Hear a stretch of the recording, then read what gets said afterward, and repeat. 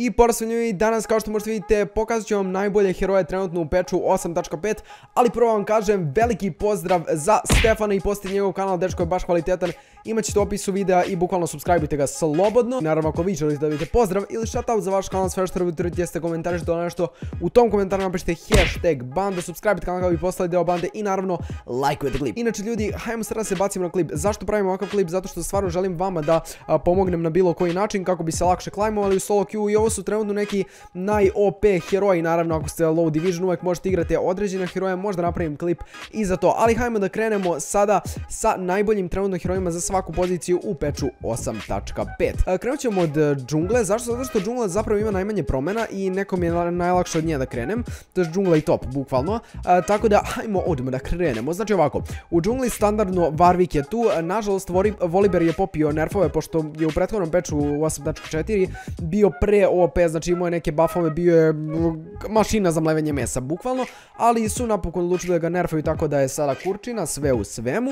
Sada, šta se sada dosta igra, pošto u verziji patcha 8.5 svi jednostavno žele da brzo shreduju tenkove, dosta igraju Jax i Shyvana i stvarno preporučujem da igrate Jax i Shyvanu u bilo kojoj diviziji. Sada trenutno pre su više bili recimo low division heroji, a sada se bukvalno igraju bilo gde. Stvarno su dosta jaki i smatram da možete veoma lako da uzimate gemove sa njima. Bukvalno sa Jaxom, ono, dečko je beast, znači uništava, on je kao možda zanimljivija verzija Shyvane pošto slično buildaju attack speed i to bruiser, ali eto, po meni je možda Jax bolji, zašto ja više volim da ga igram. Vi možete bilo koga od tih heroja. Sada, to je suštini to što se tiče džungle, bukvalno isto se igra, znači ništa, nikakve velike promene, ali možda najveće promene su na AD carry poziciji i na mid poziciji. Pa hajmo krenemo od mida, zato što kontama će se to najviše zanimati. Znači ovako, što se tiče mid lane-a, imamo neke heroje kao Swaina koji se trenutno igra AP i bukvalno Swain je neverovatno jak, znači uzima se Rod of Ages ponekad na njega i onda Liandre, znači maska koja će napravi neverovatno jak damage, bukvalno moćete da šatujete likove ovako, a naravno pored njega se igra nešto veoma zanimljivo. Ako se pitate šta je, to je Sion.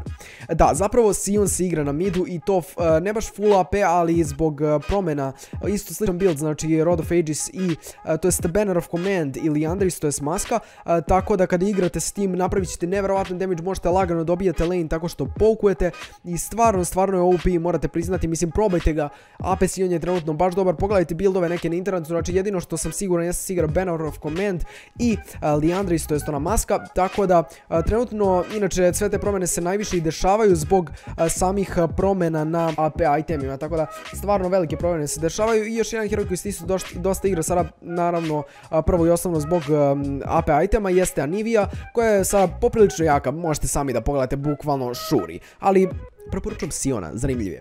Sada, dalje, što se tiče AD carry, da, znači AD carry pozicija je mnogo čudna, trenutno najjači AD carry, pošto je Tristana popila nerfove, jeste Varus. Zašto baš Varus? Zato što Varus zapravo sa Ragebladeom koji je dobio male buffove i sa Wits Endom kada se builda pravi neverovatno veliki damage i stvarno je suviše OP. Ako ne nerfuju Rageblade, mislim da Varus može da ostane dugo top tier AD carry, pored njega možete igrati i Zaju koja je trenutno beast, jer bukvalno treba tako neko ko je sličan da šuri onako, ona je konstantno jaka, nekad je slaba ako su drugi AD carry prejaki, ali kada nisu onako svakako je jaka, tako da da.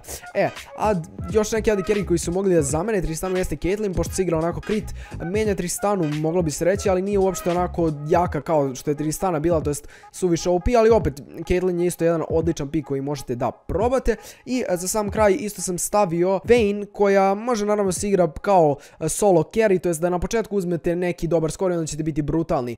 Dobro, zatim stigli smo i do tog top lane-a koji zapravo i nije toliko zanimljiv, moglo bi se reći, pošto se igraju konkretno slični heroji. Sion je još uvek jak da se igra na topu, naravno kao tank, iako ne kao mage na midu, ali dobar i kao mage na midu, možete ga probati, opet kažem. A još neki heroji koji se dosta igraju jesu Singed i Darius. Sad ovako, Darius ima jedan malo čudan build, jeste Black Cleaver u Titanic Hydru. Build je poprilično čudan i sa novim Presdi attackom poprilično dobro radi, tako da sada je Darius poprilično jak jak, moglo bi se reći, i bukvalno prejak, ako mogu tako da se izrazim. A naravno Singed je tu koji je onako nekako heroj kog uopšte ne primetite, a zapravo radi puno stvari. On pečuje je isto mnogo dobar zbog promjena na AP itemima, naravno zbog Morelikona, inače builda se Tyr, pa Liandris, pa Morelikon i tako dalje, ali u suštini možete i u tanka kako god, ali u suštini stvarno je OP heroj i stvarno mislim da je poprilično jak u ovom patchu, tako da možete ga probati slobodno. I možda najnezanimljivije promjene jesu u samom supportu, znači bukvalno igraju se isti support, jedino što je Nami postala poprilično jaka, čak možda slično jaka kao Yana, iako je Yana moglo bi se reći najjača, kao tu i Lulu. I ako hoćete igrati tank supporta, preporučujem Alistara, stvarno Alistar je onako heroj koji će zapravo imati i damage-a i bit će poprilično jak i pomagat će svom timu, a kao neki poseban zapravo support koji nekako poveća mu se win rate dosta jeste Bard.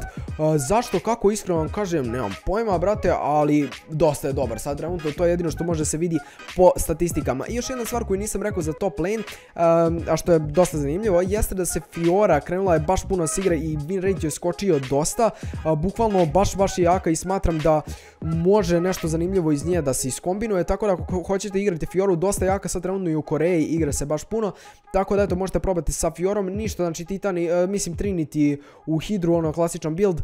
Tako da, eto, i eto ljudi, to je bilo to što se tiče ovog klipa, nadam se da ste uživali, ako jeste opišite taj like i naravno subscribe na kanal, komentarišite mi dole što želite da snimam i napišite mi ako želite da snimam rework za LeBlanc koji je izašao, mogu da vam pokažem malo kakav je i eto, to je bilo to što se tiče ovog klipa, vidimo u sljedećem i pozdrav!